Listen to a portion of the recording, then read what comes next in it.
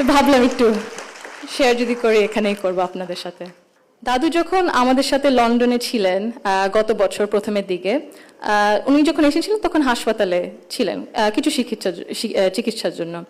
ওখানে বিভিন্ন ধরনের বিভিন্ন দেশ থেকে নার্স ছিল, ডাক্তার ছিলেন, এবং একটি নার্স ছিলেন নাইজেরিয়া থেকে, নাইজেরিয়া ওয়েস্ট আফ্রিকাতে। আম্মা আব্বা একদিন দাদুকে সকাল সকাল দেখতে গেছিল। তো নার্স তারপরে বললেছে যে, ও আমি তো আপনার মাকে চিনেছি। আম্মু আব্বু বললো, কিভাবে? আপনার মাই প্রথম ইলেক্টেড প্রাইম মিনিস্টার বাংলাদেশের না? আম্মু আব্বু তো অবাক, হ্যাঁ আপনি কিভাবে জানেন?